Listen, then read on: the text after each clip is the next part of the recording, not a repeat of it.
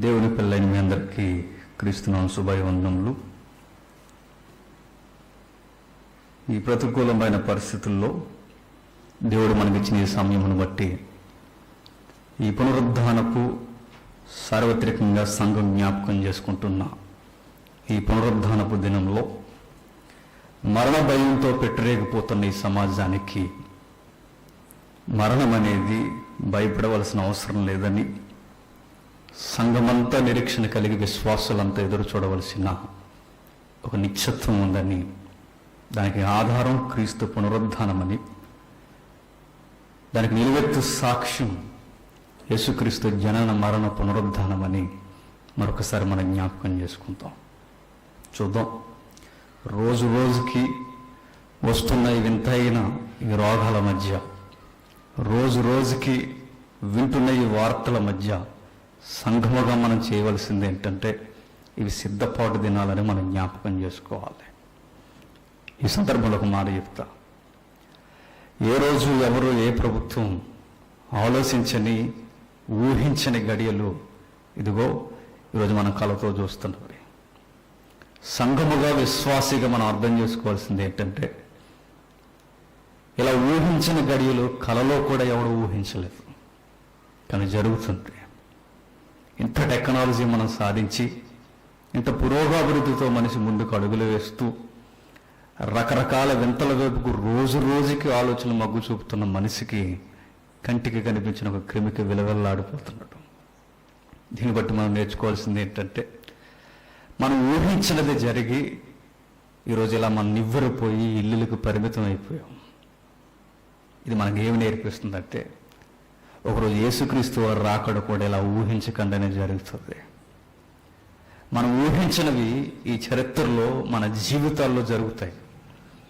అలా జరుగుతాయా అనడానికి గుర్తు ఇదిగో ఈరోజు ఈ కళ్ళ ముందు జరుగుతున్న ఈ కాలం. చూద్దాం, ఈ పునరుద్ధానపు సమయంలో, ఈ పునరుద్ధానపు గడియల్లో సార్వత్రిక సంఘం ఆచారంగానో జ్ఞాపకంగానో జ్ఞాపకం చేసుకుంటుంది కనుక ఈ సందర్భాన్ని మనం వ్యర్థమైన కాలయాపన చేయక కొన్ని విలువైన సంగతులు మనం ధ్యానిద్దాం.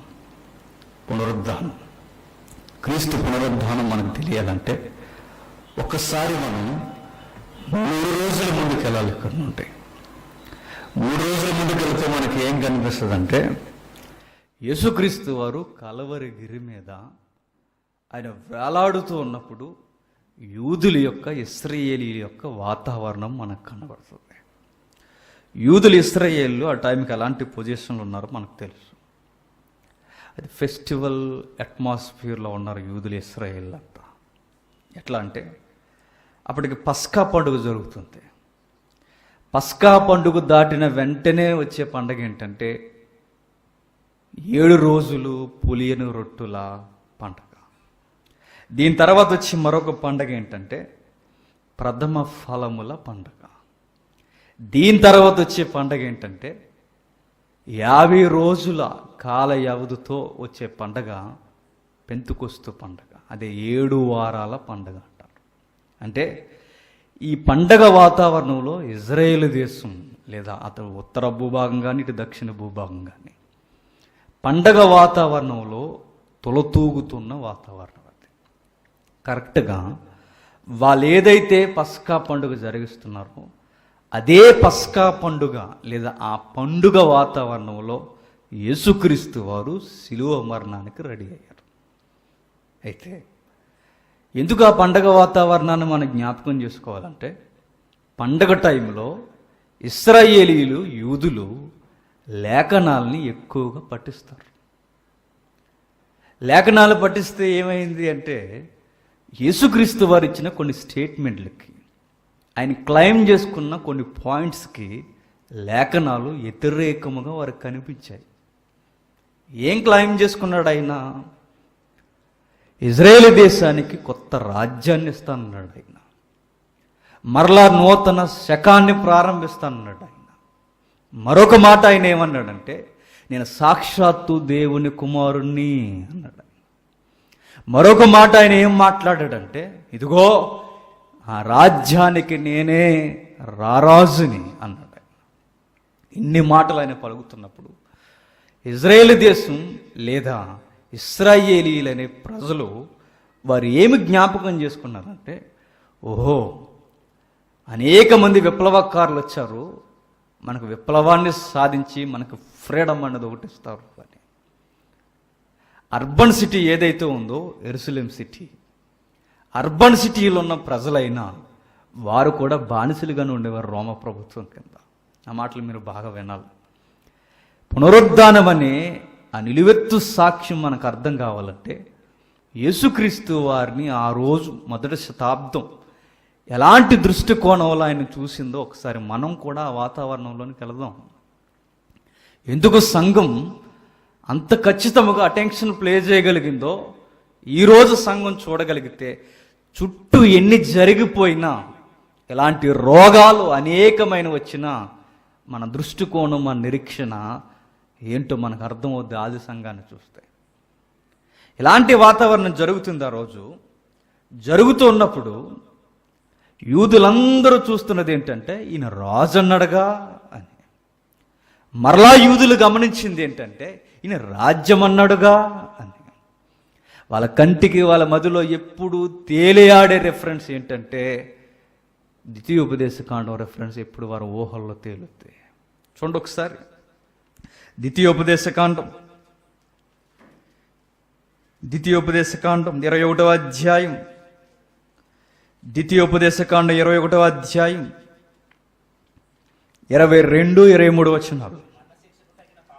మరణశిక్షకు తగిన పాపము ఒకడు చేయగా అతన్ని చంపి మ్రాణి మీద వేలాడదీసిన ఎడల అతని శవము రాత్రి వేళ ఆ మ్రాను మీద నిలవకూడదు.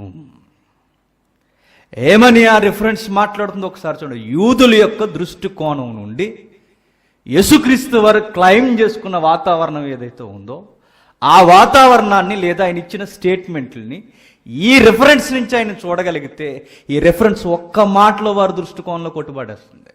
ఈయనంత ఫేక్ న్యూస్ అందించాడు అని, ఈయనంత అబద్ధ సాక్ష్యాలు పలికాడు అన్నట్టుగా ఆ రిఫరెన్స్ యూదుల యొక్క దృష్టికోణం నుంచి కనిపించింది వాళ్ళకి. ఆయన ఏమని చెప్పుకున్నాడు? నేను సాక్షాత్తు దేవసుతుణ్ణి అని చెప్పుకున్నాడు. ఆయన దేవసుతుడైన వాడు మ్రాణిని శాపగ్రస్తుడుగా ఎట్లా ఏలాడుతున్నాడు? ఈ నిజముగానే ఫ్రీడమ్ ఇచ్చేవాడైతే ఈరోజు తనను తాను రక్షించుకొనలేక అటు క్రైమ్ చేసిన, అటు నేరం చేసిన వాడు క్రైమ్లో ఉన్నవాడు, ఇటు క్రైమ్ చేసిన వాడు నేరస్తుల మధ్య వికట జీవిగా వేలాడిపోతూ ఏడుపుతో కేకలు వేస్తూ చచ్చిపోయాడు. దేవా నా చేయి విడిచితివా అని. ఆయన చెప్పిన మాటలకి భౌతికంగా జరుగుతున్న పరిస్థితులకి ఏం సంబంధం లేదు అసలు. అందుకే యూదుల నిర్ణయానికి వచ్చేసారు. మనకు అనేక మంది విప్లవకారులు వచ్చారు, మన దేశాన్ని రక్షించి మనకి స్వతంత్ర జీవితాన్ని ఇస్తానన్నారు. అలాంటి విప్లవకారుల్లో ఈయన కూడా ఒక విప్లవకారుడే అని డిసైడ్ చేసేసారు ఆయన్ని. నిజంగా మీరు అర్థం చేసుకోండి, అటు నేరస్తుడు ఇటు నేరస్తుడు మధ్యన యేసుక్రీస్తు వారు నేరస్తుడిలా వేలాడుతూ దేవా దేవా నా చేయి విడిచితివా అని కేకలు వేస్తూ ఆయన నేలకు ఒరిగిపోయాడు. ఎవరైనా ఆ రోజు మనం బతుకుంటే, ఆ మొదటి శతాబ్దంలో ఒకవేళ మనం జీవించుంటే ఈయన మెస్సయ్య ఈయన నమ్మండి అంటే ఎవరైనా నమ్ముతారా? నమ్మలేరు. ఎందుకంటే ఆయన చెప్పిన మాటలకి జరుగుతున్న పరిస్థితులకి చాలా వ్యత్యాసం వచ్చేసింది. మరొక వాతావరణం, క్రిటిక్స్ బయలుదేరారు ఆ సిలువ చుట్టూ, నాస్తిక వాతావరణం కూడా బయలుదేరింది ఆ సిలువ మరణం చుట్టూ. కలవరి గిరి చుట్టూ యాజక వర్గం ఏర్పడింది. కలవరి గిరి చుట్టూ విరోధులు ఏర్పడ్డారు. కలవరి గిరి చుట్టూ అనేక మంది ఎవరైతే రబ్బీలని పిలువబడ్డారో బోధకులు కూడా మూకలుగా కామెంట్ చేయడం మొదలుపెట్టారు. ఎంత విచారమైన మాట అంటే, యేసుక్రీస్తు వారిని ఆ రోజు నుంచి ఈ రోజు వరకు కొన్ని విచిత్రమైన పాయింట్స్తో ఆయన పడగొట్టాలని ప్లాన్ చేశారు. ఏమిటంటే, శిష్యులట యేసుక్రీస్తు వారిని తప్పుడు సమాధి దగ్గరికి వెళ్ళిపోయి ఆ తప్పుడు సమాధిని లేదా వేరొక సమాధి దగ్గరికి శిష్యులు వెళ్ళిపోయి అందులో యేసుక్రీస్తు వారు లేడని వాళ్ళు ఏదో గుడ్డి సమాధి చూసి ప్రకటన చేసేసారని చెప్పారు. మరికొంతమంది ఏం చెప్పారంటే ఆయన పూర్తిగా చనిపోయాడు, ఆయన శవాన్ని శిష్యులే దాచేశారు అని చెప్పారు. మరికొంతమంది ఏమన్నారంటే యేసుక్రీస్తు వారు చనిపోయినట్టుగా యాక్టింగ్ చేశాడట. యాక్టింగ్ చేసిన తర్వాత ఆయనకి పునరుద్ధానం అనే పదాన్ని ఆయనే ఎలా తగిలించేసుకున్నాడంటే చనిపోయినట్టుగా స్పృహ తప్పి పడిపోయాడు. ఆయన్ని సమాధిలో పెట్టిన తర్వాత సైనికులు నిద్రపోతూ ఉండగా దొంగచాటున ఆయనే రాయి తొలగించుకొని పారిపోయి వచ్చి మేరీ మగ్దలిన్ని పెళ్లి చేసుకుని పిల్లలు అన్నాడని డావెన్సీ అనే ఒక పెద్ద ఆయన, ఒక రచయితలు విచిత్రమైన పుంకాలుగా కథలు చెప్పేశారు. ఆ రోజు నుంచి ఈ రోజు వరకు మీరు చూడండి, యేసుక్రీస్తు వారిని నమ్మడానికి వాళ్ళకి ఏ ఆధారం దొరకట్లా. కానీ గమ్మత్తు ఏంటంటే ఏ విప్లవమైనా మీరు గమనించండి, ఉద్యమాన్నైనా మీరు గమనించండి, ఉద్యమం నిలబడాలి అంటే, విప్లవం నిలబడాలి అంటే ఖచ్చితంగా దాని తర్వాత ఆ నాయకుడి తర్వాత అంతటి వాడుంటేనే నిలబడుతుంది. అందుకే ఎక్కువ మంది ఎవరిని ఎత్తుక్కుంటారంటే వారసుడిని ఎత్తుక్కుంటారు. ఎందుకు? ఆ వారసుడిని బట్టి ఆ ఉద్యమం నడుస్తుందని, ఆ వారసుడిని బట్టి ముందుకు ఆ ఉద్యమం కొనసాగుతుందని. ఉద్యమానికి సరైన నాయకుడు లేకపోతే ఆ ఉద్యమం శీలికలుగా ఏర్పడిపోతుంది. ఫర్ ఎగ్జాంపుల్ బౌద్ధిజం ఉంది. బౌద్ధిజానికి ప్రజెంట్ నాయకులు ఎవరంటే దలైలామా. దలైలామాకి తగిన నాయకుడు మరలా ఎవరైనా ఉంటే ఎవరైతే ఆ ఇజం ఉందో దానికి మరలా భవిష్యత్తు ఉండే అవకాశాలు ఉంటాయి. సరి అయిన నాయకులు లేకపోతే ఎలాంటి ఉద్యమమైన నీరు గారిపోతుంది. ఫర్ ఎగ్జాంపుల్ మహమ్మద్ ప్రవక్త ఉన్నారు. రెండు తెగలుగా విడిపోయాయి. రెండు తెగలుగా ఎట్లా విడిపోయారంటే ఆ పదాలు వద్దు కానీ ఆ రెండు తెగలుగా ఎట్లా విడిపోయారంటే కొందరు వాళ్ళు ఏమన్నారంటే మహమ్మద్ ప్రవక్త యొక్క రక్తం నుండి వచ్చిన వాడు ఉంటేనే ఈ విప్లవం ముందు కొనసాగుద్ది అన్నారు. మరికొంతమంది ఏమన్నారంటే కాదు సాక్షాత్తు దైవ జ్ఞానంతో నింపబడిన వారు ఎవరైతే ఉన్నారో వాళ్ళుంటేనే ఈ విప్లవం కొనసాగుతుంది అన్నారు. దీనికి క్వైట్ ఆపోజిట్ ఏంటంటే యేసుక్రీస్తు వారు అనే నాయకుడు లేకుండా సంఘం ఊపునందుకుంది. అది విచిత్రం. ఆయన లేడు, వెళ్ళిపోయాడు. ఆయన వెళ్ళిపోయిన తర్వాత ఇలాంటి వాతావరణం మధ్య సంఘం ఎలా ముందడుగులేడు నేర్చుకుంది. వాళ్ళకి ఏ ఆధారాలు లేవు. ధర్మశాస్త్రం ఏమని మాట్లాడుతుందంటే ఇదిగో ఈయన శాపగ్రస్తుడని చెప్తుంది. ధర్మశాస్త్రం ఇంకా ఏమని మాట్లాడుతుందంటే మ్రాణును వేలాడుతున్నవాడు నేరస్తుడని చెబుతుంది. ఆయన ఏం చెప్పుకున్నాడంటే నేను దేవుని కుమారుడు అని చెప్పుకున్నాడు. యూదులు, రబ్బీలు వీళ్ళంతా కలిసి ఏమన్నారంటే ఈయన ఒట్టి అమాయకుడు, ఈయన లేనిపోని కళ్ళబళ్ళు కబుర్లు చెబుతూ ప్రజలను మోసం చేస్తున్నాడు. అటు ప్రభుత్వానికి కూడా యేసుక్రీస్తు వారిని వ్యతిరేకం చేశారు.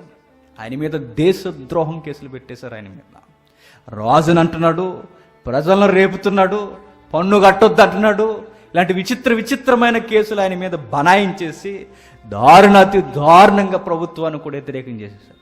ఇన్ని విడ్డూరాల మధ్య, ఇన్ని అబద్ధ సాక్ష్యాల మధ్య ఆయన నేరస్తుడిగా నిలబెడితే ఆయన తిరుగుతున్నప్పుడు అనేక స్టేట్మెంట్లు ఇచ్చిన ఆయన శిక్ష విధింపబడుతున్నప్పుడు మౌనంగా ఉండిపోయాడు. ఆ మౌనం ఎవరికి అర్థం అవ్వాలా? ఆ మౌనం అనుకున్న సమాధానం ఏంటో ఎవరికి అర్థం కాలేదు. అర్థం చేసుకోవడం చాలా కష్టతరం అయిపోయింది. అలాంటి పరిస్థితుల మధ్య ప్రాణం విడిచాడు, చనిపోయాడు. ఆయన అందరికీ ఆయన ఎలా కనిపించాడంటే అరే ఇంత వండర్స్ చేస్తున్నాడే, ఖచ్చితంగా ఈయనే మనకు స్వేచ్ఛా జీవితాన్ని ఇస్తాడు అనుకున్నారు. కానీ ఒక్కసారిగా దొంగల మధ్య ఆయన వేలాడుతూ నేరస్తుడిగా చనిపోయేసరికి అందరూ ఏమనుకున్నారంటే ఈయన కూడా అందరిలాంటి విప్లవకారుడే అనుకున్నారు. రాను సంఘాన్ని మీరు గమనించండి. సంఘం ఏమి నేర్చుకుందంటే ఒకసారి మీరు సంఘాన్ని మీరు జాగ్రత్తగా గమనించగలిగితే సంఘం యూదులు నిష్టగా పాటిస్తున్న వాటికి వ్యతిరేకముగా నిలబడ్డారు. ఒకటి, యూదులందరికీ నిష్ట ఏంటంటే విశ్రాంతి దినం. విశ్రాంతి దినానికి వ్యతిరేకముగా సంఘం నిలబడుతుంది. వాళ్ళంతా విశ్రాంతి దినం అంటే వీళ్ళేం చెప్పారు చెప్పనా? పని దినమైన ఆదివారం నాడు మాకు ఆరాధన దినం అన్నారు. నేను అంటాను, ఇది కత్తి మీద స్వామి సంఘానికి. ఇంకా విడ్డూరం ఏంటో చెప్పనా, విశ్రాంతి దినమే కాదు, విసర్జింపబడినవి తినొద్దన్న ఆహారాలు కూడా సంఘం తినడం ప్రారంభించింది. నా పాయింట్ మీకు అర్థమవుతుందో లేదు. సంఘానికి ఇట్టి ధైర్యం ఎట్లా వచ్చింది? నాయకుడు పట్టబడినప్పుడు గెత్యం అనే వనములో మీరు కూడా ఆయనతో ఉన్నవారన్నప్పుడు తోట దగ్గర నుండి రాజభవనం ఆవరణం వరకు ఒక్కొక్కరు పరారైపోయిన ఈ శిష్యులు, ఆయన ఎవరో మాకు తెలియదని పరారైపోయిన ఈ శిష్యులు పారంపర ఆచారాల దగ్గర నుండి ధర్మశాస్త్ర నిష్ఠాగరిష్ట ఆచారాల వరకు వీళ్ళు వ్యతిరేకంగా ఎలా నిలబడగలిగారు? వీళ్ళకి వచ్చిన ధైర్యం ఏంటి? అది మనం అర్థం చేసుకోవాలి. చూడండి, మీరు విశ్రాంతి దినం కాదని ఆదివారం నాడు కూడుకున్నారు. ఏ ఆహారాలు తినాలో ఏ ఆహారాలు తినకూడదో ధర్మశాస్త్రం చెప్తే అన్నీ తినడం ప్రారంభించారు. మరొక మాట ఏంటంటే, సున్నతి చాలా విలువైన ఆచారం. వాళ్ళకి సున్నతి కూడా పక్కన పడేశారు. ధర్మశాస్త్రాన్ని పక్కకు తోసేసి ఒకటి మాత్రం చూస్తూ సంఘం ముందుకెళ్ళిపోతుంది. ఏం చూస్తుందబ్బా సంఘం అంటే ఒకే ఒక్క మాట, యేసుక్రీస్తు వారి యొక్క పునరుద్ధానం చూసింది. వారి గుండెల్లో అంత ధైర్యం ఎట్లా వచ్చిందంటే పునరుద్ధానం వారు చూశారు. వారు ఇంకా విచిత్రం ఏంటో చెప్పనా, అసలు వారు చెబుతున్న సాక్ష్యం ఏదైతే ఉందో, ప్రారంభపు సాక్ష్యం చెప్పింది ఎవరో పునరుద్ధానం కోసం అంటే వాల్యూ లేని సాక్ష్యం ఎవరిది? స్త్రీలది. మొదటి శతాబ్దంలో స్త్రీలు చెప్తున్న సాక్ష్యానికి వాల్యూ లేదు. అసలు స్త్రీల మాట ఎవ్వరు నమ్మరు. అలాంటి స్త్రీలు వచ్చి యేసుక్రీస్తు వారు పునరుద్ధానం చెందారంటే వాల్యూ లేని సాక్ష్యాన్ని కూడా సంఘం ఎట్లా నమ్మిందంటే ఆయన కళ్ళతో సంఘం చూసింది గనకే అనేకమైన వాటికి వారు వ్యతిరేకంగా నిలబడగలిగారు. ఎలా వచ్చింది వాళ్ళకి ధైర్యం? ఎలా నిలబడగలిగారు వారి ధైర్యం? వాళ్ళకి ధైర్యం గుండెల్లో ఎలా పాతుకుపోయిందంటే వారి గుండెలు నిన్న ధైర్యం ఒకే ఒక్కటే, యేసుక్రీస్తు పునరుద్ధానుడైన యేసుక్రీస్తుని చూశారు వాళ్ళు. ఈ టెర్మినాలజీ మనకు అర్థమైతే అది నిజమో అబద్ధమో మనం ఈజీగా పట్టేవచ్చు. మనం బైబిల్ అనేది అబద్ధమైన పునరుద్ధానం మీద కట్టబడితే అన్ని వేల వందల మంది యేసుక్రీస్తు వారి కొరకు బలైపోయారంటే వాళ్ళంతా అమాయకులు అనుకోకండి. వారు కల్లారా చూసిన వారు. ఇంకా విచిత్రం ఏంటి చెప్పనా, యేసుక్రీస్తు వారిని వెంబడించడానికి క్రైస్తవ్యంలోకి వచ్చింది ఎవరంటే యూదుల యొక్క రబ్బీలు కూడా క్రిస్టియన్స్గా మారిపోయారు. ఇంకా గమ్మత్తు ఏంటి చెప్పనా, లేవీలని పిలువబడిన వారు, బర్నబా లేవీలని పిలువబడిన వారు కూడా క్రైస్తవులు అయిపోయారు. ఇంకా విడ్డూరం ఏంటంటే ట్యాక్స్ కలెక్టర్లు క్రైస్తవులు అయిపోయారు. వీళ్ళందరూ ఎందుకు వచ్చారు సంఘంలోని కంటే ఏ కలిసి వచ్చేయని రాలా. బాగా వినాలి, కలిసి రావడానికి ఆ రోజు సంఘంలో ఏమున్నాయి? ఆ రోజు తినడానికే సరైన తిండి లేదు సంఘం దగ్గర. ఆ రోజు వాళ్ళ దగ్గర ఏమీ లేదు. పోనీ అద్భుతాలు చూసి వచ్చారా అంటే అద్భుతాలు చూసి ఆ రోజు ఎవరు వెంబడించలేదు. ఎట్లని చెప్పినా 10 మంది కుష్ఠరోగులట ఏమయ్యారు? యేసుక్రీస్తు వారి చేత స్వస్థత పొందారట. ఎంతమంది వెంబడించారు ఆయన్ని? ఒకడే. అద్భుతాలు చూసి ఆ రోజు అనేక మంది వచ్చారు అనుకుంటే 10 మందిలో వచ్చిన రిజల్ట్ ఎంత? ఒక్కడు. అంటే ఆ మొదటి శతాబ్దపు ప్రజానికం అద్భుతాలు చూసి రాలేదా? రాలేదు. మొదటి శతాబ్దపు ప్రజానికం ఏదో కలిసి వస్తుందని రాలేదంటే రాలేదు. ఎందుకంటే వచ్చిన వారే చరస్థిరాస్తులు అమ్మి ఇచ్చేశారు. మరి వాళ్ళ విజన్ ఏంటి? వాళ్ళ దృష్టికోణం ఏంటి? వాళ్ళు ఏం చూశారు? అసలు యేసుక్రీస్తు వారిలో వారు ఏమి గమనించారంటే ఒకే ఒక్కటి, చావునే చావు దెబ్బ కొట్టాడని చూశారు. మరణాన్నే మరణం చేత ఇరిసేసాడని చూశారు. వారి నమ్మిన దేవుడు సజీవుడని గమనించారు. అదే వెంబడించారు. సంఘం అంత ముందుకు రోజు రోజుకి అభివృద్ధి పొందుతూ వెళ్ళడానికి కారణం ఏంటంటే ఆ కారణం వెనక మనం నేర్చుకోవాల్సింది యేసుక్రీస్తు వారు మరొక జీవితం ఉందని చెప్పడానికి భూమి మీదకి వచ్చాడని సంఘానికి అర్థమైపోయింది. కరోనా వ్యాధి చేత బాధపడుతున్న ఈ రోజు ఈ ప్రపంచ ప్రజానికం ఈ వ్యాధి ఉన్నా లేకపోయినా రకరకాల వ్యాధులు వస్తాయి కాదంట్లా. కానీ అర్థమైన వాడు గుర్తుపెట్టుకోండి, ఈ జీవితం శాశ్వతం కాదు. ఈ జీవితం ఇదొక్కటే జీవితం అనుకున్నవాడు గుర్తుపెట్టుకోండి, ఇదొక్కటే జీవితం అనుకున్నవాడు భయపడిపోతాడు. ఇదొక్కటే జీవితం అనుకున్నవాడు బిక్కు బిక్కుమని బతికేస్తాడు. ఈరోజు మీరు గమనించండి, సోషల్ డిస్టెన్స్ అంటూ, సోషల్ రెస్పాన్సిబిలిటీ అంటూ ఈ వ్యాధి వచ్చిన తర్వాత కనీసం మానవత్వం కూడా మర్చిపోరు. చూడండి, ఎవరు నేను బయటికి వెళ్ళి మంచినీళ్ళు అడగండి ఇస్తున్నారేమో, ఇవట్లా. ఎందుకు? బతుకు మీద ఆశతో ఏం ఆవిరైపోయిందంటే నిష్ఠగా ఉంటున్నాం, పవిత్రంగా ఉంటున్నాం, శుద్ధీకరణ చేసుకుంటున్నాం, జాగ్రత్త కలుగుంటున్నాం అని చెప్పి ఎదుటోడిని ప్రేమించుకోవడం మానేసి కనీసం వాడికి మంచినీళ్ళు కాదు కదా, గుమ్మం మెట్టు కూడా దొక్కట్లా. ఏంటి? బతుకు మీద ఆశ, బతుకు మీద తీపి. యేసుక్రీస్తు వారు అన్న మాట మీకు గుర్తుందో లేదో, ఆయన ఒక మాట అన్నాడు, అనేకులలో ప్రేమ చల్లారిపోవునన్నాడు. ఇది నిజమేమో అనిపిస్తుంది. చూడండి, ఈరోజు ఏం చేస్తున్నారండి? ఎంత మంచి వ్యక్తిగా పిలువబడిన వాడి దగ్గరికి వెళ్ళి మంచినీళ్ళు ఇమ్మని అడగండి ఇస్తున్నారేమో.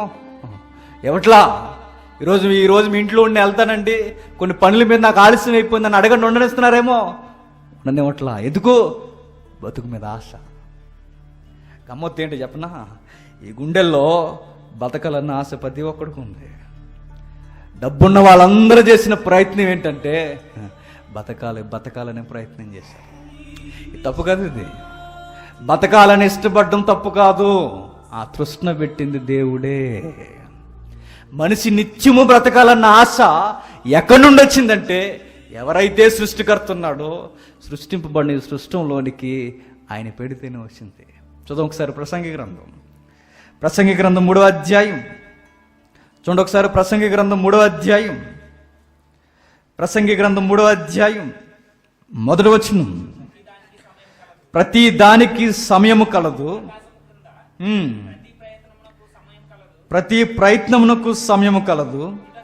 పుట్టుటకు, చచ్చుటకు, నాటుటకు, నాటబడిన దాన్ని పెరికివేయుటకు, చంపుటకు,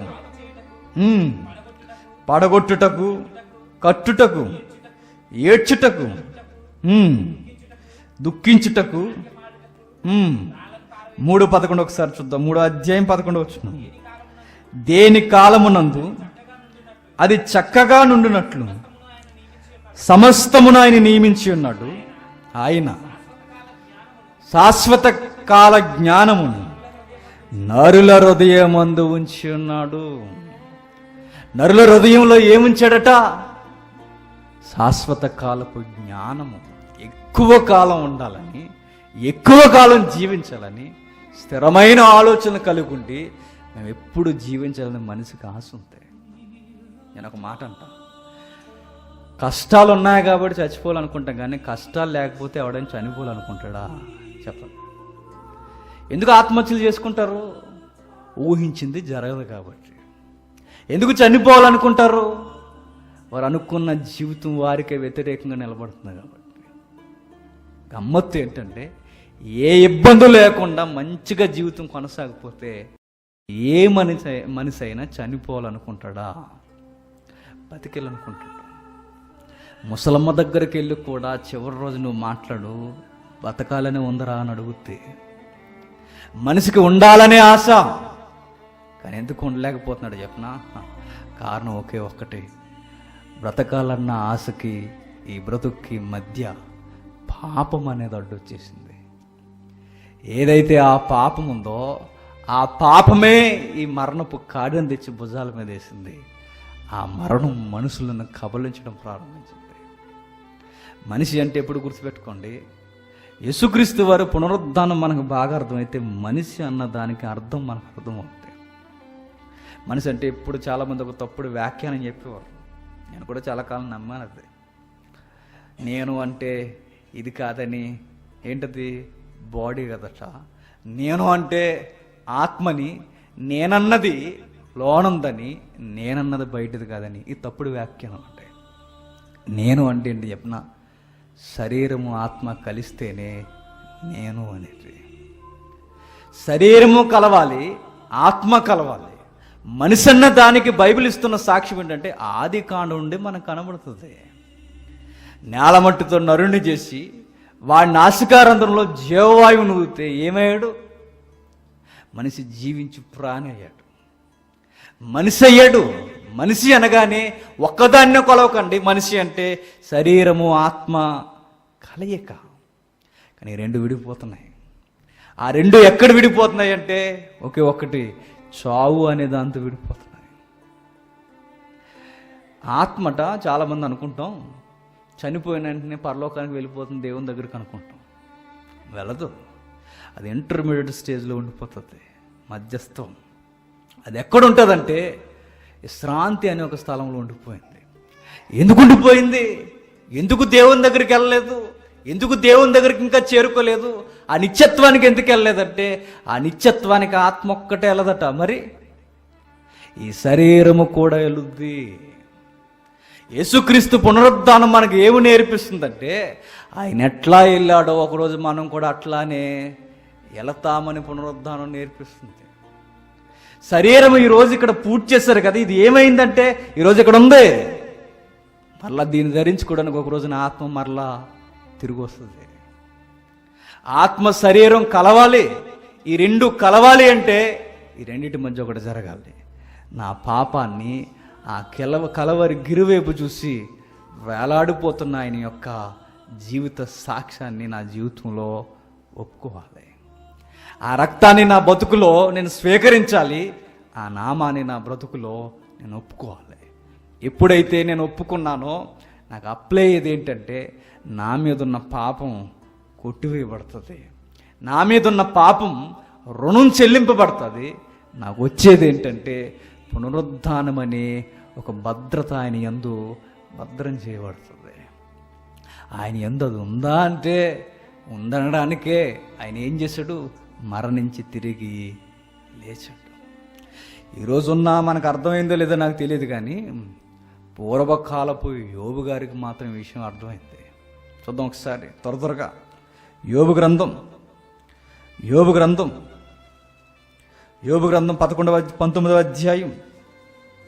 యోబు గ్రంథం 19వ అధ్యాయం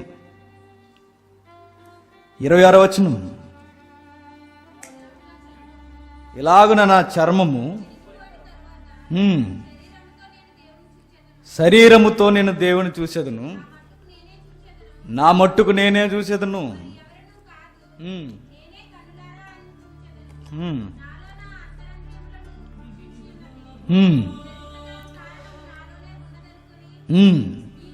ఏమంటున్నాడు చూడండి, నశించిన నా శరీరంతో నేను కల్లారా దేవుడిని చూసింది. ఎట్లాది? కుసించిపోయిన దేహం, నశించిపోయిన దేహంతో, ఆవిరైపోయిన జీవితంతో, నశించిపోయిన ఆ దేహంతో మరలా ఎట్లా చూస్తాడు? యోబు అంటున్నాడు చూస్తాను అంటున్నాడు. ఎలా చూస్తావు? ఒకరోజు చూస్తాను నేను. అదే నిరీక్షణ, అదే పునరుద్ధానం, అదే మరలా మరొక జీవితం. మనం గమనించిన మాటలేంటి చెప్పిన మనకు తెలుసు అనుకుంటాం, కానీ మనం పెద్దగా పట్టించుకునే మాటలు ఏంటంటే ఈ జీవితం ఆగిపోతుంది, ఈ జీవితమే మరలా కొనసాగుతుంది. ఈ శరీరం ఆగిపోదు, మీరు గుర్తుపెట్టుకోండి. ఈ శరీరమే మరలా కొనసాగుద్ది. ఈ భూమి లేకుండా పోదు, మీరు గుర్తుపెట్టుకోండి. ఈ భూమే కొనసాగుద్ది. ఈ ఆకారం, ఇదే కళ్ళు, ఇదే మనిషి ఆకారం పోద్దనుకోకండి, ఇదే మార్పు చెందుద్ది. చాలామంది మనం గమనించింది ఏంటంటే ఎట్లా జరుగుద్ది ఇదంతా అంటే యేసుక్రీస్తు వారికి ఎట్లా జరిగిందో మనకు కూడా అట్లానే జరుగుద్ది. ఒకరోజు యేసుక్రీస్తు వారు వచ్చారు. యేసుక్రీస్తు వారు వచ్చి ఆయన నిలబడినప్పుడు మేరీ మగ్దలీన్ ఏమనుకుంది? ఎవరో తోటమాల అనుకుందట. మీరు నిజంగా గమనించండి, మహిమాదేహం అనగానే మూవీస్లో చూపిస్తున్నట్టుగా ఏదో పెద్ద వెలుగుతో, పెద్ద ఆకారంతో, ఏదో అట్మాస్ఫియర్ మీరు ఊహించుకోకండి. మహిమాదేహం అంటే ఎట్లా ఉంటుందంటే ఇది ఎలా ఉందో అది కూడా అలానే ఉంటుంది, అంటే మార్పు చెంది ఉంటుంది. యేసుక్రీస్తు వారు ఎలా కనిపించారంటే వాళ్ళకి చూపించాడు ఆయన. యేసుక్రీస్తు మొదట ఎలా ఉండేవాడు, సేమ్ టు సేమ్ వారికి అలానే కనబడ్డాడు ఆయన. అంటే మనకి ఏం కనబడుతుందో ఒకసారి మీరు చూడండి. శిష్యులట భయపడిపోతున్నప్పుడు, శిష్యులు భయపడుతున్నప్పుడు లూకాసు సువార్తలో ఏం జరిగిందో మనకు తెలుసు. ఒకసారి చూద్దాం. లూకాసు సువార్త 24వ అధ్యాయం చూడండి ఒకసారి. లూకాసు సువార్త 24వ అధ్యాయం అనుకుంటా. ఆయన వచ్చి మాట్లాడుతున్నప్పుడు తన శరీరాన్ని కనుపరుచుకుంటూ ఆయన మాట్లాడుతున్న మాట 24:30 వచ్చిన అనుకుంటా. చూడండి ఒకసారి.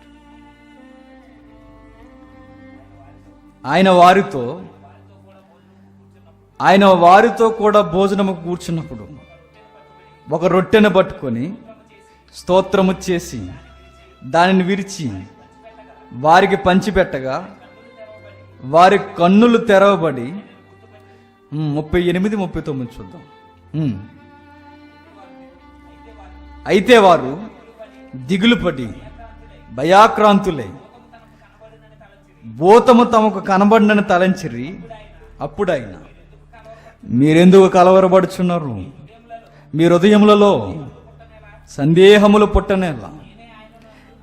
నేనే ఆయనకు నా చేతులు నా పాదములను చూడుడి, నన్ను పట్టు చూడుడి, నాకున్నట్టుగా మీరు చూచుచున్న ఎముకలు మాంసము భూతమునకు ఉండవని చెప్పి తన చేతులను తమ పాదములను వారికి చూపెను. గమనించండి, ఆయన పునరుద్ధానం చెందిన తర్వాత మహిమా దేహంతో వారికి ఎట్లా కనబడుతున్నాడంటే, ఆయన ముందు ఎట్లా అయితే తినేవాడు అట్లానే తింటున్నాడు.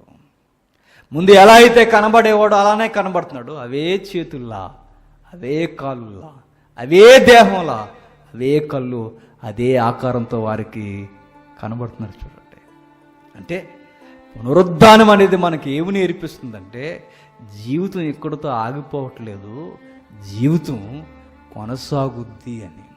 ప్రపంచమంతటికి ఈ రోజున్న ఆశ ఏంటి చెప్పనా? బతికేయాలని.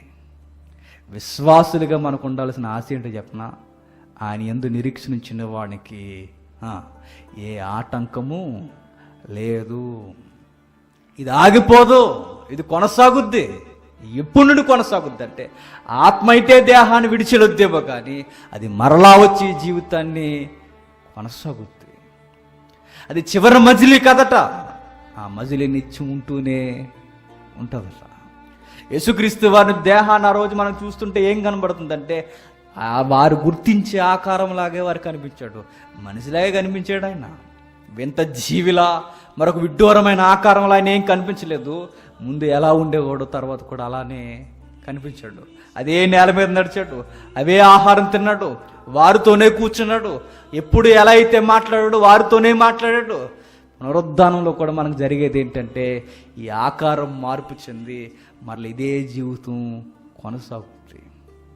ఆ రోజు సంఘం ఏం చూసిందంటే, నేను చెప్తున్నాను, ఆయన అద్భుతాలు చూడలేదు. ఆ రోజు సంఘం ఏం చూసిందంటే, వారి యొక్క ఆస్తులు అభివృద్ధి చేసుకోవడం చూడలేదట. ఆ రోజు సంఘం ఏం చూసిందంటే ఒకే ఒక్కటే, యేసుక్రీస్తు వారి యొక్క పునరుద్ధానాన్ని చూశారు. పునరుద్ధానం చూసిన వారు ఏమి నేర్చుకున్నారంటే, జీవితం ముగింపు కాదు, ఈ జీవితం ఏమైపోయినా మరలా కొనసాగుద్దని సంఘానికి ఎప్పుడైతే అర్థమైపోయిందో, చరస్థిరాస్తులే కాదు, పురాణాలు కూడా ఎలా ఇచ్చేసారట? తునప్రాయాలుగా ఇచ్చేసారట. 1వ శతాబ్దం నుంచి 3వ శతాబ్దం వరకు సంఘాన్ని ఎలా రక్తదారులుగా ఒలికించేశారో మనకు తెలుసు చరిత్ర. సంఘం రోజు రోజుకి ముందుకెళ్ళింది, వెనకడుగు వేయలేదంటే కారణం ఒకే ఒకటే, వారు పునరుద్ధానాన్ని బలముగా నమ్మేశారు. పౌలు గారు పరలోకం వెళ్ళాలని ఎప్పుడు మాట్లాడలేదు. ఆయన మాట్లాడిన మాట, అసలు పరలోకం అనే టెర్మినాలజీ ఆయన ఎక్కడ ఉపయోగించలేదు. ఆయన ఉపయోగించిన టెర్మినాలజీ చూడండి ఒకసారి. చూద్దాం ఒకసారి. కొరింథీయులకు రాసిన మొదటి పత్రిక 15వ అధ్యాయం, త్వరగా కొరింథీయులకు రాసిన మొదటి పత్రిక 15వ అధ్యాయం, కొరింథీయులకు రాసిన మొదటి పత్రిక 15వ అధ్యాయం 17వ వచనం.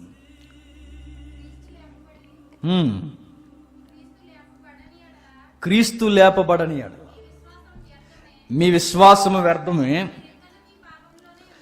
మీరింకనూ మీ పాపంలోనే ఉన్నారు. అంతేకాదు, క్రీస్తునందు నిద్రించిన వారును నశించిరి. మరొకసారి మాట చేద్దాం. క్రీస్తు లేపబడని ఎడల మీ విశ్వాసము వ్యర్థమే. చూసారా, క్రీస్తు లేపబడని ఎడల ఏంటట? విశ్వాసము వ్యర్థమే అన్నాడు. నేను పరలోకం వెళ్ళకపోతే నా లైఫ్ వేస్ట్ అంటలా ఆయన. మీకు అర్థమవుతుందో లేదో? నేను ఆయన నమ్ముకున్న తర్వాత నా కష్టాలు తీరకపోతే నా లైఫ్ వేస్ట్ అంటలేదు ఆయన. అసలు ఆయన విజన్ పరలోకం వెళ్ళడం కాదు, మరి ఆయన విజన్ ఏంటో తెలుసు? సంఘానికి ఉన్న విజన్ ఏంటంటే పునరుద్ధానం. ఈ బతుకు ఎక్కడితో ఆగిపోదు, ఈ బతుకు కొనసాగుద్ది అని వారు నమ్మారు బలంగా. పరలోకం వెళ్ళిపోవడం ఎక్కువ ఈరోజు సంఘంలో మాట్లాడుకోవడం ఏంటంటే పరలోకం వెళ్ళిపోవాలండి, పరలోకం వెళ్ళిపోవాలి కాదు, ఏ విధము చేతనైనా సరే మనం కూడా పునరుద్ధానం చెందాలి. ఇది పౌలు వాడిన భాషా విధానం. ఏ విధము చేతనైనా సరే మనం పునరుద్ధానం చెందాలి. పౌలు గారు ఆర్గ్యుమెంట్ చేస్తున్నప్పుడు మీరు గమనించండి, ఆయన ఎక్కడికి పోయినా, ఎథెన్స్కి పోయినా, గ్రీకు పరిసర ప్రాంతాలకు పోయినా, యెరూషలేం సిటీకి వచ్చినా ఆయన ఏం మాట్లాడేవాడు? ఎక్కువ పునరుద్ధానం కోసం మాట్లాడేవాడు. అపోస్తులు కానీ పౌలుకు కానీ సమాజం వ్యతిరేకం అవడానికి కారణం ఏంటంటే స్వస్థతలు చేశారని కాదు. స్వస్థతలు చేస్తే ఎవడైనా వ్యతిరేకం అవుతాడా? రోగాలు తీసేస్తాం అనుకోండి, పబ్లిక్ మనకు వ్యతిరేకం. కరోనా తీసేస్తున్నారు అనుకోండి, అవుద్దా? అవదు. అన్నం లేని వారికి అన్నం పెడితే, దిక్కు లేని వారికి దిక్కుగా నిలబడితే సొసైటీ వ్యతిరేకం అవుద్దా? అవదు. సొసైటీ ఆ రోజు అపోస్తులకి పౌలుకి ఎందుకు వ్యతిరేకమైందంటే వారు మాట్లాడింది ఏంటంటే పునరుద్ధానం కోసం మాట్లాడారు. పునరుద్ధానం కోసం ఎప్పుడైతే మాట్లాడారో సమాజం వారికి వ్యతిరేకమైపోయింది. ఏం మాట్లాడుతున్నావయ్యా, మరొక జీవితం అంటావేంటి, ఈ జీవితాన్ని వద్దంటావేంటి, ఉన్న కాలంలో తిని త్రాగి సంతోషించాలని మేము కాలం గడుపుతుంటే ఈ జీవితంలో ఏమి వద్దంటావేటని కొరింథీ లాంటి ప్రాంతాలు వ్యతిరేకమైపోయి ఎవరికి? పౌలు గారికి.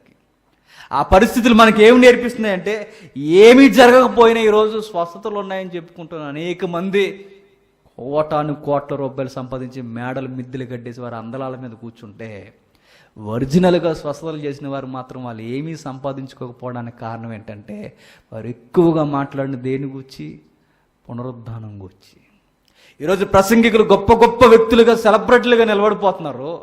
ఆ రోజు ఉన్న ప్రసంగానికి ఈ రోజు ఉన్న ప్రసంగానికి తేడా ఏంటంటే అసలు ఈరోజు సంఘంలో పునరుద్ధానం అనే ప్రస్తావనే లేదు. పునరుద్ధానం అనేది ఏదో ఏడాదికి జ్ఞాపకం చేసుకుంటాం, కానీ నిజానికి మనకు అర్థమైన పునరుద్ధానం ఏంటంటే యేసుక్రీస్తు మరణించి తిరిగి లేచడం తెలిసి అంతే మనకి. కానీ ఆ పునరుద్ధానం మనకు నేర్పిస్తున్నది ఏంటంటే ఒకరోజు కూడా నేను కూడా లేస్తా. సంఘం ఏ విజన్తో బతకాలంటే ఆయనలా నేను లేస్తా అని బతకాలి. ఆయనలా కూడా నేను లేస్తా. ఒకసారి చూద్దాం ఫిలిప్పీయులకు రాసిన పత్రిక, త్వరగా ఫిలిప్పీయులకు రాసిన పత్రిక 3వ అధ్యాయం. ఫిలిప్పీయులకు రాసిన పత్రిక 3వ అధ్యాయం 20-21 వచనాలు. మన పౌరస్థితి ప్రభు అయిన యేసుక్రీస్తును రక్షకుని నిమిత్తము కనిపెట్టుకొని ఉన్నాము. సమస్తమును తనకు లోపరుచుకొనజాలిన శక్తిని బట్టి ఆయన మన దేన శరీరమును తన మహిమగల శరీరమునకు సమరూపగలదానిగా మార్చును. ఏంటట? ఈ దేన శరీరాన్ని ఏం చేస్తాడట? మీరు అర్థం చేసుకోలేని మాట ఒక మాట ఉంది అక్కడ. మనం ఆ రోజు ఎలా ఉంటామంటే యేసుక్రీస్తు ఎలా ఉంటాడో సేమ్ టు సేమ్ మనం కూడా అలాగే ఉంటామంటే ఇది ఎంత విడ్డూరం చూడండి. సంఘం ఆ రోజు పులకించిపోయి ప్రాణాలు కూడా ముందుకు ఇవ్వడానికి రావడానికి కారణం ఏంటంటే మేము యేసుక్రీస్తులా ఒక రోజు మారబోతున్నామని వాళ్ళకి అర్థమైపోయింది. సేమ్ టు సేమ్ ఆయన ఎలా ఉంటాడో మనం కూడా అలా ఉంటాం. ఈ దేన శరీరమైన ఈ శిథిలమైపోయిన గుడారం ఒకరోజు ఎలా నిలబడబోతుందంటే యేసుక్రీస్తు మహిమ ఎలా అవుతుందో అదే మహిమతో మనం కూడా నిలబడతామట. కిందికి 4వ అధ్యాయం 1వ మాట ఏమంటున్నాడు చూడండి. కావున నేను అపేక్షించు నా ప్రియ సహోదరులారా, నా ఆనందము నాకు కిరీటమునై ఉన్న నా ప్రియులారా, ఇట్లు ప్రభువునందు స్థిరులయుండుడి, ప్రభువునందు ఏక మనసు గలవారి ఉండుడని. ఏమని చెప్తున్నాడు చూడండి. ఇట్టు ప్రభువునందు స్థిరులయుండుడి. ఎట్లా ఉండాలంటే ప్రభువునందు స్థిరులుగా. ఆయన పునరుద్ధానమందు మనం కూడా పునరుద్ధానపు అనుభవాన్ని సాధించాలని, ఆయనతో ఆయన మహిమ ఏదైతే ఉందో ఆ మహిమను నేను కూడా పొందుకోవాలని, ఇట్టి విశ్వాసంలో మనం ఎట్లా ఉండాలట? స్థిరులుగా. ఈరోజు సంఘానికి ఏం విజన్ ఉందో చెప్పండి? అసలు పునరుద్ధానం అనే విజన్ ఉందా? నువ్వు ఎందుకు నమ్ముకున్నావయ్యా దేవుడిని అంటే, మనసు బాగోక వచ్చేటాడు చర్చికి. ఏం బాగోక? మనసు బాగోక. దీనికి విశ్రాంతి స్థలం అన్నమాట ఏంటి? సంఘం. నువ్వెందుకు వచ్చేవయ్యా చర్చి కంటే? ఆయనకు ఉద్యోగం రావట్లేదట. నువ్వెందుకు వచ్చేవయ్యా చర్చి కంటే? ఆయనకి పెళ్ళి అవ్వట్లేదట. నువ్వెందుకు వచ్చేవయ్యా చర్చి కంటే? రకరకాల ఎక్సెట్రా ఎన్నో కారణాలు మనకు చెబుతున్నారు. కానీ సంఘానికి మనం ఎందుకు రావాలట? ఏ విధము చేతనన్నా సరే నా జీవితానికి అడ్రస్ క్రీస్తునందే ఉందని నమ్మి రావాలట. ఇంకా యోహాను భక్తుడు ఏమంటున్నాడు చూడండి. మొదటి యోహాను పత్రిక, త్వరగా మొదటి యోహాను పత్రిక 3వ అధ్యాయం 2వ వచనం. మొదటి యోహాను పత్రిక 3వ అధ్యాయం 2వ వచనం. ప్రియులారా, ఇప్పుడు మనము దేవుని పిల్లలమై ఉన్నాము, మనం ఇక ఏమవుతామో అది ఇంకా ప్రత్యక్షపరచబడలేదు. కానీ ఆయన ప్రత్యక్షమైనప్పుడు ఆయన ఉన్నట్టుగానే ఆయనను చూతుము కనుక ఆయనను పోలియుందుమని ఎరుగుతుము. ఆ రోజు ఏమవుతామట? ఆయన ఎట్లా ఉంటాడో మనం కూడా అట్లాగే ఉంటామట.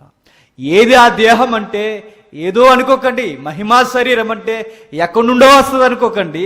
మహిమా శరీరం అంటే ఈ శరీరం ఏమవుద్ది? మహిమా శరీరముగా రూపాంతరం చెందుద్ది. ఒకవేళ అది కాదు, మహిమా శరీరం ఎక్కడి నుండో వస్తుంది అనుకుంటే, యేసుక్రీస్తు వారి శవం ఇంకా ఎక్కడ ఉండాలి? ఆయన దేహం ఇంకా ఎక్కడ ఉండాలి? ఈ భూమండలం మీద ఉండాలి. కానీ ఆయన మహిమా దేహం ఎట్లా మారిందంటే, ఆ దేహమే ఏమైంది? మహిమా దేహముగా మారింది. మహిమా శరీరం అంటే ఇదిగో ఈ శిథిలమైపోయింది. మరలా నూతన ఆకాశం, నూతన సృష్టి అంటే ఎక్కడి నుండో వస్తాయి అనుకోకండి. ఈ భూమే మరలా నూతన భూమి అవుద్ది. మరలా ఈ ఆకాశమే నూతన ఆకాశం అవుద్ది. ఈ సృష్టి మరలా రూపాంతరం చెందుద్ది. ఈ పాడైన జీవితమే మరలా కొనసాగింపుగా రూపాంతరం చెందుద్ది. ఆగిపోద్ది బ్రతుకు అనుకోకండి. ఈ బ్రతుకు క్రీస్తునందు కొనసాగుద్ది. ఆ రోజు ఆహారం తినమనుకోకండి, తింటాం. ఆ రోజు ఆహారం లేకపోతే చచ్చిపోతాం అనుకోకండి, కానీ చావు. అది నిత్యత్వం. నిత్యత్వం, నిత్య జీవం అంటే ఏంటి చెప్పండి? ఈ జీవం ఆగిపోకుండా కొనసాగడమే నిత్య జీవం. అది పెద్ద మరలా డెఫినేషన్ అవసరంలా. నిత్య జీవం అంటే ఏంటి? ఈ జీవితం ఆగిపోదు, ఇక ఎప్పుడు నిత్యం మనం జీవిస్తూ ఉంటాం. అక్కడ ఉండనిది ఏంటంటే ఏడుపు ఉండదు, బాధ ఉండదు, ఈరోజు ఉన్న వ్యాధులు, ఇలాంటి వ్యాధులు ఉండవు, ఈ సమస్యలు ఉండవు, ఏమీ ఉండదు, కన్నీరు ఉండదు, ఆహారం లేకపోతే ఏమైపోతామన్న బాధ ఉండదు. కానీ ఏముంటుంది చెప్పినా నిత్యం బతుకుంటాం. అదే నిత్యత్వం. ఆ నిత్యత్వం ఎట్లా వస్తుందంటే, యేసుక్రీస్తు యందు మనం నమ్మిక ఉంచితే, ఆ అనుభవాలు మనం సాధిస్తే, ఆ నిత్యత్వపు అనుభవంలో నుండి మనం కూడా పునరుద్ధానాన్ని చూడగలుగుతామట. పౌలు గారిని ఒక మాట అనేవాడు. ఆయన మాట మనకు అర్థం కావాలంటే ఒకసారి ఫిలిప్పీ పత్రికలో ఒక మాట వాడాడు ఆయన. 3వ అధ్యాయం 8వ వచనం. త్వరగా, నిత్యముగా నా ప్రభు అయిన యేసుక్రీస్తును గూర్చిన సమస్తమును నష్టముగా ఎంచుకొనుచున్నాను, క్రీస్తును సంపాదించుకుని ధర్మశాస్త్రం మూలమైన నా నీతిని కాక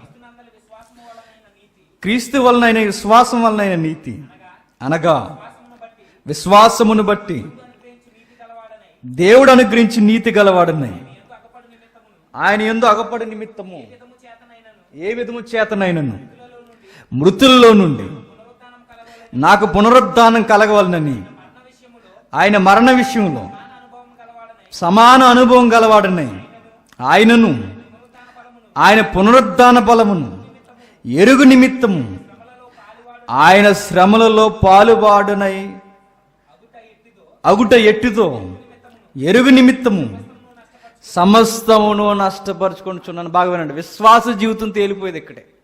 ఆయన 3 పాయింట్స్ లేపాడు పౌలు గారు. ఏమని? 1 శ్రమలో చూడాలట, 2 ఆ శ్రమల వెనకొచ్చేది మరణమట, ఆ మరణ అనుభవం చూసిన తర్వాత వచ్చేది పునరుద్ధానం అట. ఇప్పుడు నేను అంటాను, పౌలు ఎట్లయితే నడిచి వెళ్ళిపోయాడో అపోస్తులు యేసుక్రీస్తునందు ఎట్లయితే నడిచి వెళ్ళిపోయాడో మనం కూడా ఆ 3 మార్గాల గుండా నడిచి వెళ్ళాలి. మనం ఒక విశ్వాసి ఎదుర్కోవాల్సింది ఏంటంటే శ్రమల అనుభవం ఎదుర్కోవాలట. అసలు యేసుక్రీస్తుని ఎందుకు నమ్ముకుంటున్నారు ఈ తరంలో? శ్రమలు తీసేమని గొడవ లేకుండా. సంఘ విశ్వాసిగా ఆయన నమ్ముకున్న వారిగా మనం నేర్చుకోవాల్సింది ఏంటంటే శ్రమానుభవం మనకు కావాలట. శ్రమల అనుభవం మనకు ఉండాలి. శ్రమల అనుభవం వెనక వచ్చేది ఏంటంటే మరణం. ఆ మరణంలోనికి ఆయన ఎందుకు నమ్మకం ఉంచి జారిపోతే నెక్స్ట్ మనకు వచ్చేది పునరుత్థానం. ఈ 3 ఉండాలి. కానీ ఈరోజు ఏం బోధన ఉందండి?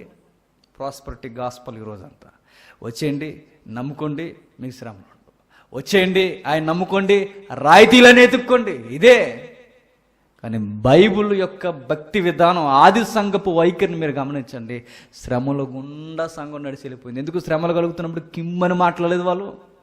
స్త్రీల యొక్క గర్భాలు కూడా జీరేస్తున్నప్పుడు ఎందుకు వాళ్ళు కనీసం దేవుని మీద ఆర్గ్యుమెంట్ ఎందుకు చేయలేదు? ఇలానే మేము వెళ్ళాలి ఆ పునరుద్ధానం ఎదుర్కోవాలంటే. మరణం వాళ్ళ భర్తల్ని, వాళ్ళ పిల్లల్ని, వాళ్ళ భార్యల్ని కళ్ళ ముందే మైనులో ముంచి కాల్చేస్తున్నప్పుడు కూడా ఎందుకు మాట్లాడలేదు? కారణం ఒకే ఒక్కటే, ఆ పునరుద్ధానం ఎదుర్కోవాలంటే ఆ యేసుక్రీస్తు అనే అడుగు జాడలో వెళ్తున్నప్పుడు ఆయన ఎలా అయితే శ్రమల గుండా వెళ్ళాడో, ఆ శ్రమల్లో ఉండి ఆయన ఎలా అయితే మరణంలోకి వెళ్ళాడో, ఆ మరణంలో నుండి ఆయన మరలా ఎలా అయితే పునరుద్ధానం చెందాడో, మేము కూడా అదే మార్గాన్ని నడవాలని సంఘం అబ్జర్వ్ చేసింది. ఆ రోజు మనకి శ్రమలే సరిగా అర్థం అవ్వట్లేదు. మనకి ఇక మరణం అంటానికి బిక్కు బిక్కుమని అడలిపోతున్నాం మనం.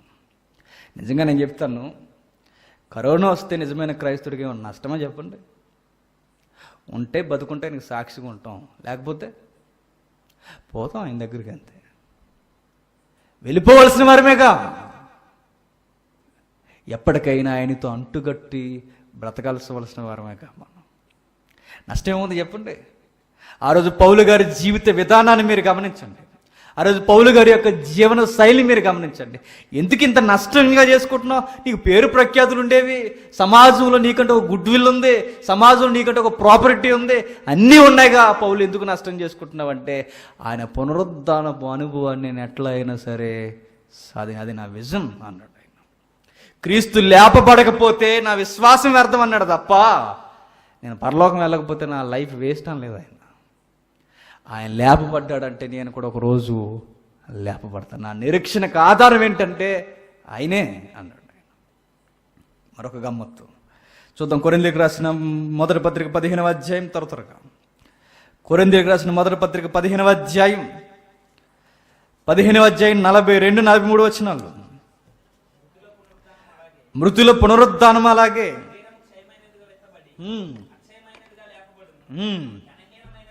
ఘనహీనమైనదిగా విత్తబడి మహిమ గలదిగా లేపబడును, బలహీనమైనదిగా విత్తబడి బలమైనదిగా లేపబడును, ప్రకృతి సంబంధమైన శరీరముగా ఎత్తబడి ఆత్మ సంబంధమైన శరీరముగా లేపబడును. ఏం నేర్పిస్తుందో చూడండి. బలహీనముగా ఎత్తబడతామట, ఘనహీనముగా ఎత్తబడతామట, బలమైన శరీరముగా లేపబడతామట. అంటే శరీరం అనేది బలహీనముగా ఎత్తబడుతుంది, కానీ ఒకరోజు బలముగా లేస్తుంది. ప్రథమ ఫలముగా ఎవరు లేచారంటే యేసుక్రీస్తు వారు లేచాడు. ఆయన వచ్చినప్పుడు ఆయన వారందరూ లేస్తారు. చాలామంది విడ్డూరమైన నాస్తిక క్వశ్చన్ అడుగుతున్నారు. ఏమనంటే, మరి ఆయన యందు నమ్మిక ఉంచిన వాడు ఇక మరలా మరణించడని రాయబడి ఉంది కదా, మరి ఎందుకు మరణిస్తున్నారని అడుగుతున్నారు. మరణించడం గుర్తుపెట్టుకోండి. ప్రథమ ఫలముగా ఆయన లేచాడు. ఆయన వచ్చినప్పుడు ఆయన వారిని తమ తమ వరుసల్లో ఆయన లేపుతాడు.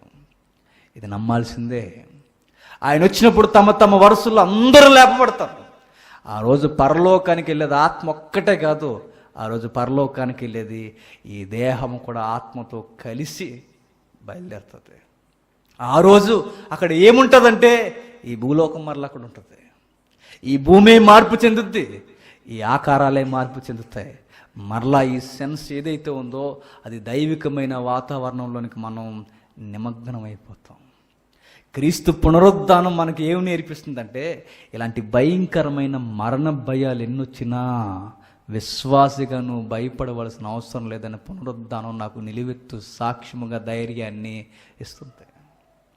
అసలు పునరుద్ధానం అనేది మనకు అర్థమైందంటే ఏమర్థమైంది చెప్పండి? ఏడాదికి వెళ్ళి తాతయ్య గారి సమాధిని చూసి మరలా వస్తాము, అదేనా మనకు అర్థమైంది? అంతకుమించి ఏమైనా అర్థమైందా?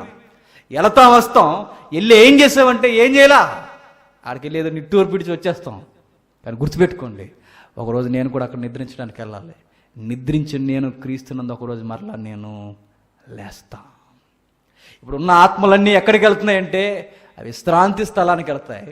ఆయన వచ్చినప్పుడు ఆయన ఎంట పెట్టుకొని మరలా ఈ దేహాన్ని ధరింపజేసి ఆయన మరలా తీసుకెళ్ళిపోతాడు. ఎన్ని సాక్ష్యాలు ఇవ్వలేదని బ్రతుకున్నప్పుడు ఆయన చనిపోయిన శవాన్ని ఆయన లేపాడు. ఆయన మీరు అనుకోవచ్చు, ఆయన వచ్చే టైంకి ఈ దేహాలన్నీ కుళ్ళిపోతాయిగా, ఎట్లా ఆ రోజు మన దేహం ఉంటుందంటే గుర్తుపెట్టుకోండి, ఆయన ప్రాక్టికల్గా చూపించాడు.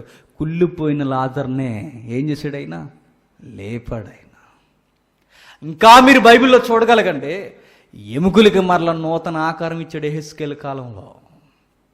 ఇంకా మనకి ఏమి నేర్పిస్తుందంటే ఆ నిత్యత్వపు వైభవం ఎట్లా ఉంటుందంటే, ఆయనే కాపరిగా, గొర్రె పిల్లే మనకు కాపరిగా ఉంటే ఎట్లా ఉంటుందంటే ఆ జీవితానికి ఏ డోకా ఉండదనడానికి ఇశ్రాయేలు యొక్క అరణ్య జీవితాన్ని చూడండి. వాళ్ళకి ఏమి లోటు వచ్చింది చెప్పండి? ఆహారం లోటు వచ్చిందా? నీళ్ళు లోటు వచ్చాయా? వ్యాధులు వచ్చాయా? చెమట పట్టిందా? వాళ్ళకి ఏ ఇబ్బందులు కలగలేదు.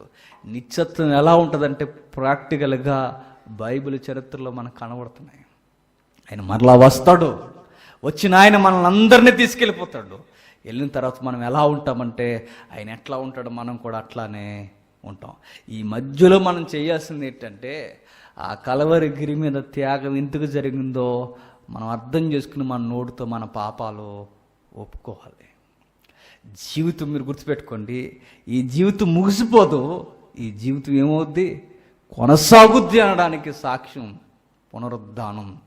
ఈ ఈస్టర్ దినాన్ని మనకు నేర్చుకోవాల్సింది ఏంటంటే సమాజం ఎంత జరిగిపోయినా, సమాజం ఎంత మరణ భయంతో అడలిపోయినా, రోజు రోజుకి బిక్కు బిక్కుమని బతికేస్తున్నా ఒక క్రైస్తవ విశ్వాసిగా నేను నేర్చుకోవాల్సింది, పునరుద్ధానమందు నిరీక్షించిన నేను ఎలాంటి వ్యాధుల చేత అయినా, ఎలాంటి పరిస్థితుల చేత అయినా, మరణం ఏ కారణం ఎత్తుక్కుని నా దేహాన్ని కబలించేసిన మరలా ఒకరోజు నేను లేస్తా, ఖచ్చితంగా లేస్తా. ఆయనతో పాటు నేను మరలా జీవిస్తా. ఆయన లేచాడు, కనిపించాడు. 40 దినాలకు పైన అనేక మార్లు శిష్యులకు కనిపించి రుజువు చేసుకుని సంఘానికి పంపించాడు.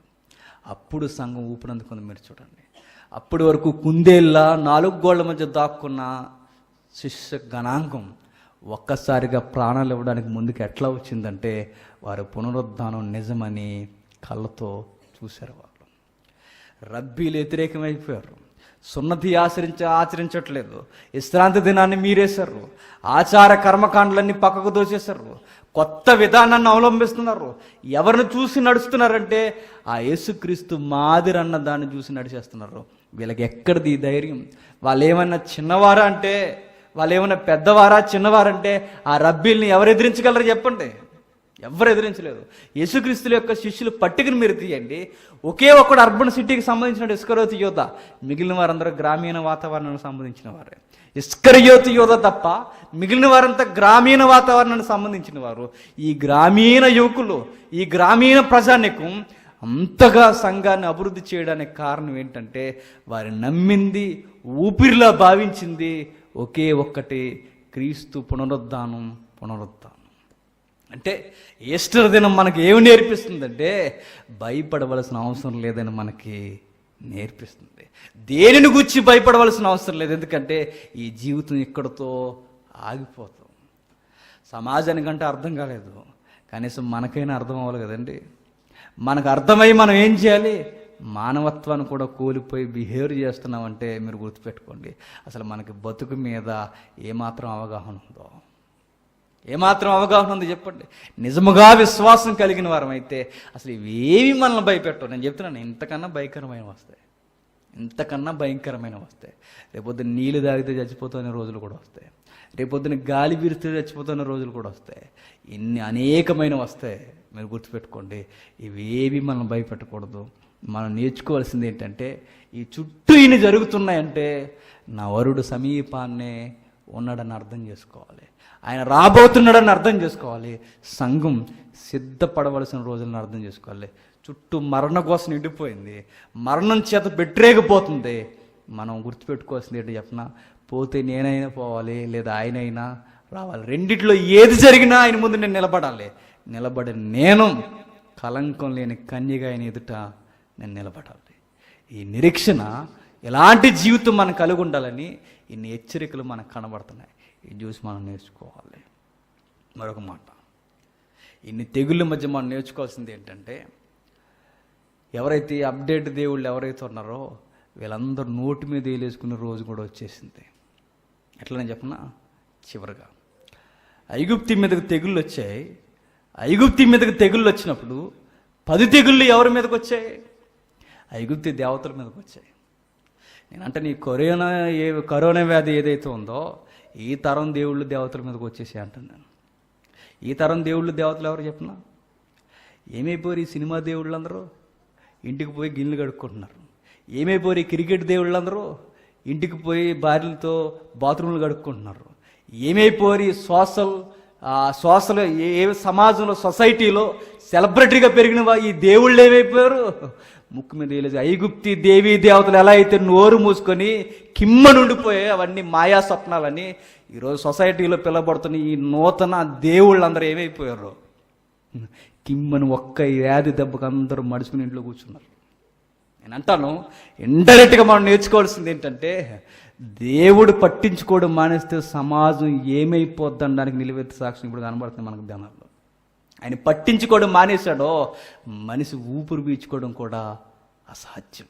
కానీ విశ్వాసులుగా మనం చూడాల్సింది ఆయన పునరుద్ధానం. ఒకసారి చూడండి, ఆయన మరణించి తిరిగి లేచాడు. ఆయన ఎందుకు వచ్చాడంటే ఆత్మను రక్షించడానికే కదా ఆయన వచ్చింది, మన శరీరాన్ని కూడా రక్షించడానికి వచ్చాడు. ఈ శరీరం కూడా మరలా పునరుద్ధానం చెందుద్ది. మనమంతా వెళ్ళి మరలా ఆ నిత్యత్వంలో ఇదే జీవితాన్ని కొనసాగిస్తాం. కాకపోతే ఈ జీవితంలో ఉండదు, అది కొంచెం మార్పు చెంది మహిమ జీవితంతో ఉంటుంది. పునరుద్ధానం నాకు నేర్పిస్తుంది, భయపడవద్దు. ఒకరోజు ఒక మాట నాకు వినపడింది. ఆ తల్లి ఎవరో నాకు తెలియదు, కానీ ఆ మాట చాలా ఇంపుగా అనిపించింది. నిబ్బరము కలిగి ధైర్యం కలివారుగా జీవించాలని ఒక మాట తీసుకుని ఆవిడ మాట్లాడుతుంది. ఇలాంటి భయంకరమైన స్థితులన్నీ ఎందుకు వస్తాయంటే, యేసుక్రీస్తు వారు రాకడట హఠాత్తుగా జరుగుద్దట. ఆయన రాకడ హఠాత్తుగా జరిగినప్పుడు నేను భయపడకూడదంటే నాకు కొన్ని అనుభవాలు ఉండాలి. ఏంటవి? ఇదిగో ఇలాంటి దెబ్బలన్నీ. ఇలాంటివన్నీ జరుగుతున్నప్పుడు, నా గుండెకి ఇన్ని దెబ్బల మీద దెబ్బలు తగిలినప్పుడు, ఈ భయపడని పరిస్థితులు నేను ఎదుర్కొన్నప్పుడు, ఆ రోజు సడన్గా ఆయన ప్రత్యక్షమైనప్పుడు నేను భయపడను. నాకు నిబ్రత ఎట్లా వస్తుందంటే, ఈ అనుభవాలు గుండా పోయినప్పుడు. పౌలు శ్రమలు గుండా పోయాడు. పౌలు గారు చెప్పారు ఏమని? నేను యెరూషలేములో చంపేస్తారే, నాకు తెలుసు. ఆయన వెళ్తా అన్నాడు. ఎందుకు వెళ్తా అన్నాడు? ఆయన ముందు శ్రమల గుండా వెళ్ళాలి, ఆ తర్వాత మరణాన్ని ఎదుర్కోవాలి. ఆ మరణం వెనక నేను పునరుద్ధానం ఎదుర్కోవాలి. ఈరోజు పౌలు కనిపించట్లేదు, కానీ ఒకరోజు ఆయన సజీవంగా మన కళ్ళతో చూస్తాం. వారు నమ్మి పెంటతో సమానంగా అన్ని వేయించేసుకున్నారు. మనం కూడా ఆ పునరుద్ధానం ఉందని నమ్మిన వారం అయితే అన్నిటినీ పక్కన పడేసి మనము కూడా ఏ విధము చేత అయినా సరే ఆ పునరుద్ధానం పొందాలన్న నిరీక్షణతో బతకండి. శ్రమల గుండా ప్రయాణం చేయండి, మరణాన్ని ఎదుర్కోవడానికి సిద్ధంగా అండి. ఆ పునరుద్ధానం మనకి ఖచ్చితంగా ఆయన యందు మనం పొందుకుంటాం. God bless you.